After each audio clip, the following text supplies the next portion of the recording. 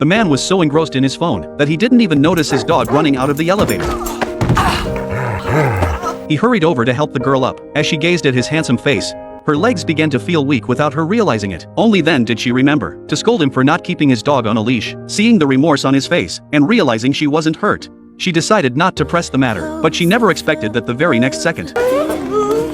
The moment she fell into his arms, her anger at the dog's sneak attack turned to shyness. Having been single her whole life, she had never been this close to a man before. After getting up, she ignored his apology and took the elevator away as fast as she could, and their love story began with this encounter. Since Anne was new to the city, the first thing she needed to do was rent a place to call home. Coincidentally, the man who had walked his dog without a leash that day happened to live directly across from her new apartment. Through her roommate's introduction, she learned more about him. It turned out his name was Jack, a well-known local tycoon. Realizing they were around the same age, yet she had only just graduated from college, and couldn't help but feel a twinge of inferiority, and was embarrassed by their encounter earlier that day. How could such a young and accomplished man possibly be interested in someone as ordinary as her?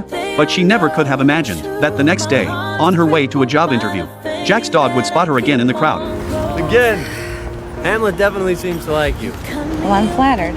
You're funny. The praise ringing in her ears nearly caused Anne to lose her footing once more. Jack's dog had knocked the girl over twice in a row, so he felt deeply guilty and sincerely apologized, inviting Anne to have a cup of coffee with him. Having never been in a relationship before, faced with such a passionate invitation from a man, she consciously chose to refuse. After leaving, she secretly regretted it, blaming herself for being so timid just now. Over the next 3 days, and never ran into Jack on the street again. Every night, she would quietly look across the street, watching him work out and helping a neighbor look after their child. Gradually, her roommates began to sense something was up. They all stepped in to encourage and persuade her, suggesting that if she took the initiative, she might just find love, and refused to admit her inner insecurities. So she feigned nonchalance and said, "Someone as outstanding as him surely wouldn't be interested in an ordinary person like me, but rather a model with flawless looks and a perfect figure." To bring this romance to fruition, her roommates went to great lengths. Not only did they give Anne a complete makeover, but they also found out that Jack was set to appear at a charity party. Fearing they might distract Anne, once they arrived at the party, they each made up excuses to keep themselves busy, leaving her some space to be alone, and forced herself to stay calm, squeezing out a stiff smile, scanning the crowd for Jack's figure. But after circling the room, she felt both disappointed and relieved. Her roommate's information had been off. Jack wasn't at the party after all, unable to stand the noise, and decided to slip out the back door alone. But she never could have imagined. Amanda? Jim! Oh, hi.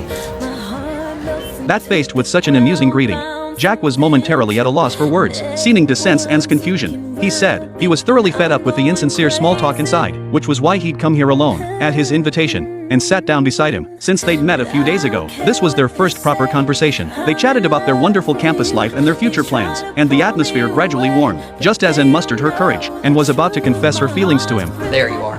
Jim, come back to the party, man. Seeing that Jack had something to attend to, and left on her own, before she had even stepped out of the hotel entrance, a voice called out from behind her. It was Jack, rushing over in a hurry. He said, panting, "I wanna go out with you." To Anne's utter disbelief, Jack suddenly kissed her, and never could have imagined that happiness would come so suddenly.